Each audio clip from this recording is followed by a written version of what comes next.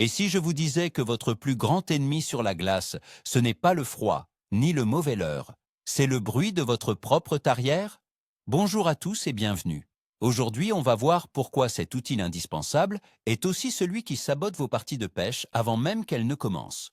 On a tous cette image en tête. On arrive sur le lac gelé, on choisit le spot parfait et on met un grand coup de gaz pour percer le plus vite possible. C'est une erreur monumentale.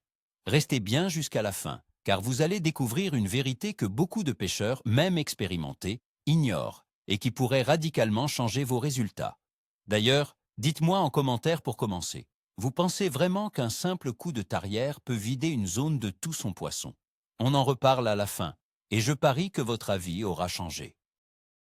Depuis des générations, la pêche sur glace suit un rituel presque immuable.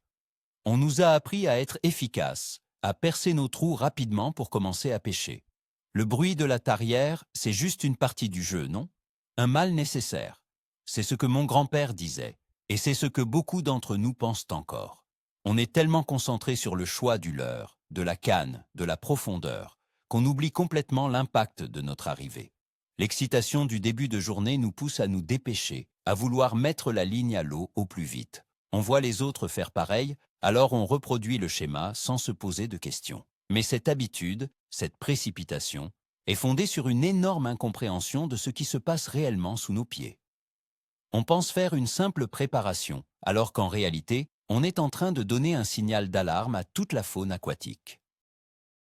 Pour commencer, il faut comprendre une chose fondamentale sur le son. Dans l'air, le son voyage, mais il est facilement dispersé. Dans l'eau, c'est une toute autre histoire. L'eau est beaucoup plus dense que l'air, environ 800 fois plus. Cela signifie que le son y voyage beaucoup plus vite et beaucoup plus loin. Une simple conversation au bord de l'eau peut être entendue à des dizaines de mètres sous la surface. Alors, imaginez l'impact d'un moteur thermique qui hurle ou des lames en acier qui déchirent une couche de glace épaisse. Ce n'est pas juste un bruit, c'est une explosion sonore pour les poissons. On est sur leur toit et on est en train de le défoncer à la masse. C'est la première pièce du puzzle, l'eau est un amplificateur. Tout ce que vous faites en surface est perçu de manière décuplée en dessous. Maintenant, comment un poisson entend-il? Il n'a pas d'oreille comme nous, mais il a bien mieux pour son environnement, sa ligne latérale. C'est une série de capteurs qui parcourent son corps, des branchies à la queue. Cette ligne est incroyablement sensible aux moindres vibrations et changements de pression dans l'eau. Elle lui permet de détecter un prédateur qui approche, une proie qui panique ou un pêcheur qui perce un trou à 50 mètres de là. Quand votre tarière entre en action, elle ne crée pas seulement un son, elle crée une onde de pression, une vibration qui se propage dans l'eau. La ligne latérale du poisson capte cette vibration comme un signal de danger imminent et non naturel. C'est un instinct de survie primaire. Un bruit soudain et violent signifie danger de mort. Donc, la réaction est simple, fuir et vite. Il y a en fait deux types de bruits générés par votre tarière, et c'est crucial de les distinguer. Le premier, c'est le bruit aérien. C'est le son du moteur, le vrombissement que vous entendez. Ce bruit est en partie réfléchi par la surface de la glace et une partie pénètre dans l'eau, mais son impact est relativement limité. Le vrai coupable, le véritable assassin de votre partie de pêche, c'est le second type de bruit, le bruit de structure. Ce sont les vibrations directes transmises par les lames de la tarière à la couche de glace. La glace, étant solide, agit comme une énorme membrane de haut-parleurs. Elle transmet ses vibrations directement et très efficacement à la colonne d'eau située juste en dessous. C'est ce bruit de structure, cette onde de choc sismique, que les poissons détestent par-dessus tout. Pourquoi cette vibration dans la glace est-elle si catastrophique? Parce qu'elle est anormale et extrêmement stressante pour les poissons. Dans la nature, les bruits sous-marins sont généralement progressifs. Le vent qui se lève, un animal qui marche sur la berge, ce sont des signaux connus. Mais la vibration aiguë, rapide et puissante d'une tarière qui attaque la glace, c'est l'équivalent d'une alarme incendie qui se déclenche dans leur salon. Imaginez que vous êtes tranquillement chez vous et que quelqu'un se met à utiliser un marteau-piqueur sur votre plafond. Votre première réaction ne serait pas de rester pour voir ce qui se passe. Vous partiriez le plus loin possible. Pour le poisson, c'est exactement la même chose. Cette vibration est un signal non naturel de danger extrême qui déclenche une réponse de fuite immédiate et instinctive. Prenons une analogie simple pour que vous visualisiez bien la situation. Imaginez que vous vivez dans un appartement et que juste au-dessus, il y a un bowling. La plupart du temps, c'est calme. Vous entendez peut-être des bruits de pas, des voix étouffées, c'est le bruit de fond, vous y êtes habitué. Et puis, soudainement, sans prévenir, quelqu'un lâche une boule de bowling de 10 kilos directement sur votre plafond. Le choc, la vibration, le bruit sourd, vous sursautez, votre cœur s'accélère. C'est exactement ce que ressent un poisson quand vous démarrez votre tarière à plein régime directement sur la glace. Ce n'est pas le bruit lointain d'une boule qui roule sur la piste, c'est l'impact direct.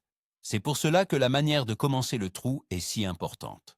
Le premier contact entre la lame et la glace est le moment le plus critique. L'erreur que presque tout le monde fait, c'est de vouloir percer d'un coup. On positionne la tarière, on appuie sur l'accélérateur à fond ou on tourne la manivelle avec force et on attaque la glace avec une puissance maximale dès la première seconde. C'est une catastrophe. Ce faisant, on envoie une onde de choc initiale d'une violence inouïe. La glace vibre intensément et propage cette alerte sur une très grande distance. Les poissons, même ceux qui se trouvent loin, perçoivent ce bang initial comme le signal de départ d'une menace.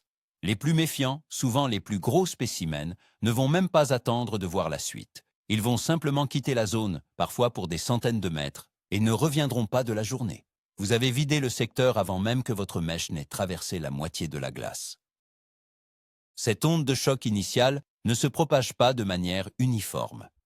Elle voyage à travers la glace et l'eau, et sa portée est surprenante. Des études avec des hydrophones, des micros sous-marins, ont montré que le pic de décibels d'une tarière thermique démarrée à pleine puissance peut être détecté très clairement à plus de 100 mètres de distance. 100 mètres. C'est une zone énorme. Vous pensez pêcher dans un petit périmètre autour de votre trou, mais vous avez en réalité alerté les poissons dans un cercle de 200 mètres de diamètre. Tous les poissons ne vont pas fuir, bien sûr. Les plus jeunes ou les moins méfiants peuvent rester. Mais les beaux poissons, les géniteurs, ceux que l'on recherche tous, sont les premiers à décamper. Ils n'ont pas atteint cette taille en prenant des risques inutiles. On pourrait penser qu'il y a une grosse différence entre les types de tarières. Une tarière manuelle est-elle plus discrète qu'une thermique? Oui et non. La thermique est la pire de toutes à cause du bruit de son moteur qui s'ajoute aux vibrations. L'électrique est meilleure car elle est plus silencieuse et ses vibrations sont plus régulières. La manuelle semble être la solution parfaite, mais c'est un piège. Si vous l'utilisez en donnant de grands coups secs et saccadés pour faire mordre les lames, vous créez des pics de vibrations très intenses, parfois pires que le bourdonnement constant d'une électrique. Le problème n'est donc pas seulement l'outil, mais surtout la main qui le tient. Quel que soit votre matériel, la technique employée pour percer est bien plus importante que le type de moteur que vous utilisez. Maintenant, parlons d'un mythe très répandu. Les poissons sont habitués au bruit, surtout sur les lacs très fréquentés. C'est l'excuse parfaite pour continuer à faire n'importe quoi. C'est absolument faux. Les poissons ne s'habituent jamais à un signal de danger. Ils peuvent tolérer un bruit de fond constant, mais ils ne s'habitueront jamais à un bruit soudain, violent et proche. C'est comme dire que vous vous habitueriez à ce que quelqu'un tire un coup de feu à côté de votre oreille tous les matins. Non, vous sursauterez à chaque fois. Pour les poissons, c'est pareil. Sur un lac surpêché, ils sont même encore plus méfiants. Ils ont appris à associer ce bruit de tarière à un danger, à des leurres, à une capture. Ils sont donc encore plus prompts à fuir à la moindre alerte. Penser qu'ils sont habitués est une grave erreur d'interprétation de leur comportement. Ce que nous déclenchons avec notre tarière, c'est une réponse prédateur-proie fondamentale. Dans la nature, les prédateurs qui réussissent sont souvent ceux qui sont discrets. Les proies qui survivent sont celles qui réagissent le plus vite aux signaux de danger. Le son et la vibration que nous émettons nous classent immédiatement dans la catégorie « gros prédateur bruyant et maladroit ». Le poisson, lui, se met instantanément en mode « survie ». Son cerveau reptilien prend le dessus. Il ne se demande pas si c'est un pêcheur ou autre chose. Il perçoit une menace et active son instinct de fuite. À ce moment-là, peu importe que vous ayez le meilleur appât du monde. Le poisson n'est plus en mode alimentation, il est en mode échappatoire. Vous pouvez agiter votre plus belle mormichka. Il est déjà en train de penser à se cacher à l'autre bout du lac. Concrètement, qu'est-ce que cela signifie? Cela veut dire que vous créez une zone morte autour de votre trou. La taille de cette zone dépend de l'intensité de la vibration que vous avez créée. Si vous avez attaqué la glace comme un bûcheron, vous avez potentiellement créé une zone de méfiance de 20 à 30 mètres de rayon, voire plus, où les poissons les plus craintifs se sont éloignés. Les plus petits ou plus téméraires resteront peut-être en périphérie, mais le cœur de la zone, juste sous vos pieds, sera probablement vide pendant un bon moment. C'est pour ça que bien souvent, les premières touches n'arrivent qu'après une longue attente. Ce n'est pas parce que les poissons arrivent, sur le coup, c'est parce qu'il faut du temps pour que les moins effrayés osent revenir prudemment voir ce qui s'est passé. Imaginez ce scénario qui arrive tous les jours à des milliers de pêcheurs sans qu'ils le sachent.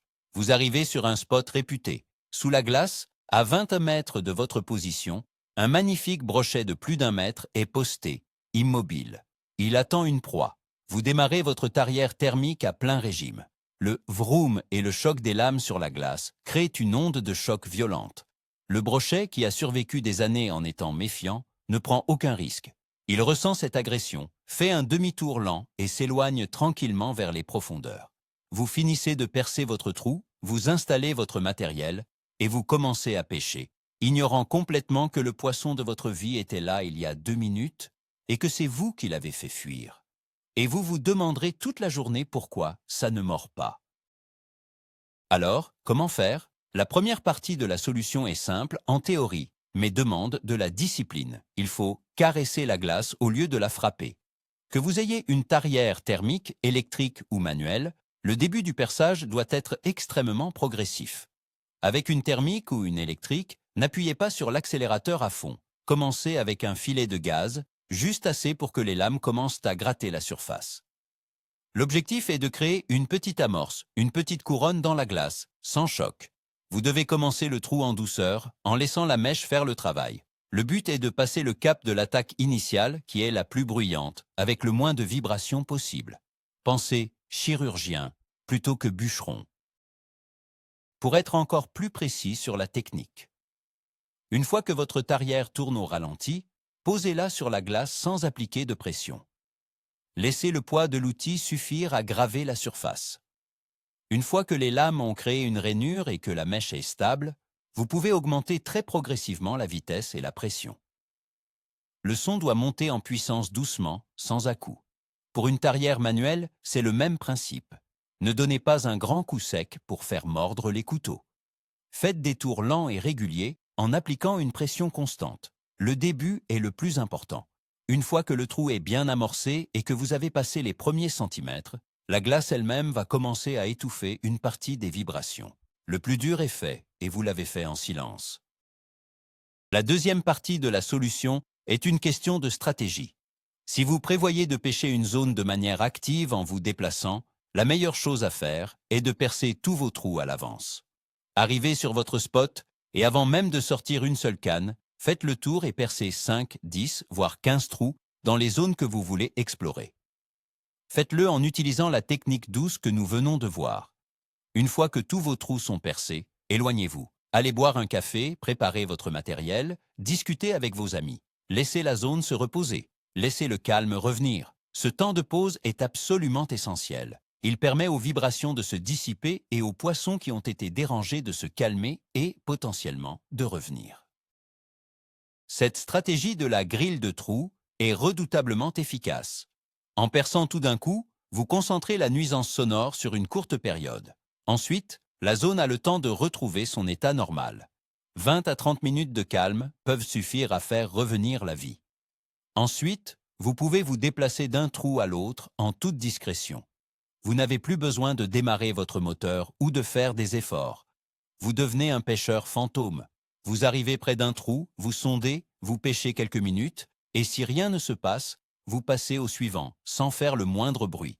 C'est une approche proactive qui demande un peu d'organisation au début, mais qui paie énormément par la suite, car vous pêchez sur des zones qui n'ont pas été fraîchement traumatisées. Une question se pose alors. Combien de temps faut-il pour que les poissons reviennent après un forage bruyant? Il n'y a pas de réponse unique, car cela dépend de l'espèce, de la pression de pêche sur le lac et de l'intensité du dérangement.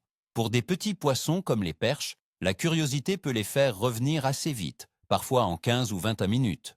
Mais pour un gros cendre ou un brochet méfiant, s'ils ont été sérieusement effrayés, ils peuvent bouder la zone pendant plusieurs heures, voire pour le reste de la journée. C'est pourquoi il est si important de minimiser le choc initial. En perçant discrètement, vous ne les faites pas fuir au loin. Vous les dérangez peut-être un peu, mais ils resteront dans les parages et leur méfiance se dissipera beaucoup plus rapidement. Vous gagnez un temps précieux. Il y a une autre erreur, souvent commise juste après le forage. Le trou est fait et il est rempli de slush, ce mélange de glace pilée et d'eau. Que font beaucoup de pêcheurs? Ils prennent leur écumoire et donnent de grands coups pour évacuer la glace, ou pire, ils donnent des coups de pied près du trou pour faire tomber les morceaux. Chaque coup, chaque choc sur la glace envoie une nouvelle vibration dans l'eau. De même, laisser de gros morceaux de glace retomber dans le trou crée un plouf et une onde de pression.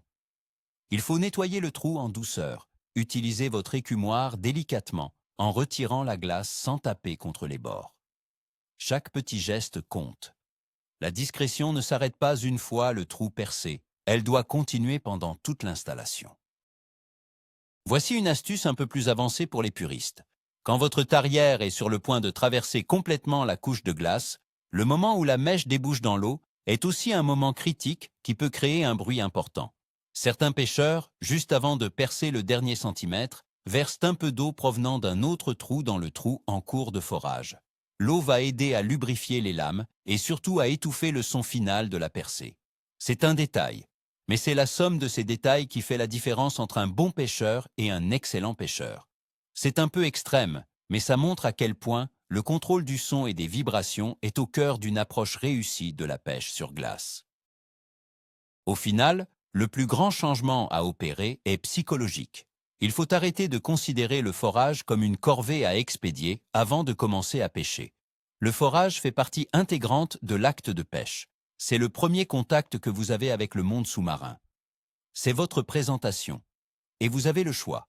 Soit vous arrivez en défonçant la porte d'entrée en hurlant, soit vous la poussez doucement et entrez sur la pointe des pieds. Cette prise de conscience change tout. Chaque trou percé en douceur est une invitation, pas une agression. C'est une approche qui demande de la patience et de la concentration, mais qui reflète un plus grand respect pour le poisson et son environnement. Et bien souvent, c'est ce respect qui est récompensé par de plus belles prises. Pour résumer, l'idée n'est pas de jeter votre tarière thermique à la poubelle. C'est de comprendre que la façon dont vous l'utilisez est infiniment plus importante que l'outil lui-même. Nous avons vu que l'eau est un formidable conducteur de son, que les poissons entendent avec tout leur corps grâce à leurs lignes latérales, et que la vibration transmise par la glace est votre pire ennemi. Le vrai retournement de situation, le moment clé, c'est de réaliser que votre partie de pêche ne commence pas quand votre leurre touche l'eau, mais à l'instant précis où la lame de votre tarière touche la glace. Ce premier contact donne le ton pour toute la suite. En adoptant une approche progressive, en commençant lentement et en planifiant vos trous pour laisser la zone se reposer, vous passez du statut d'intrus bruyant à celui de chasseur discret.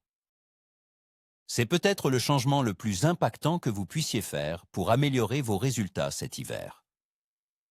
Merci beaucoup d'avoir regardé cette vidéo jusqu'au bout.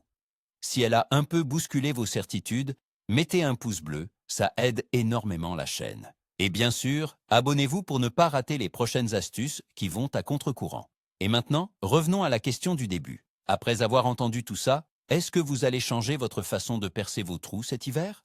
Racontez-moi tout dans les commentaires, je suis très curieux de lire vos réactions.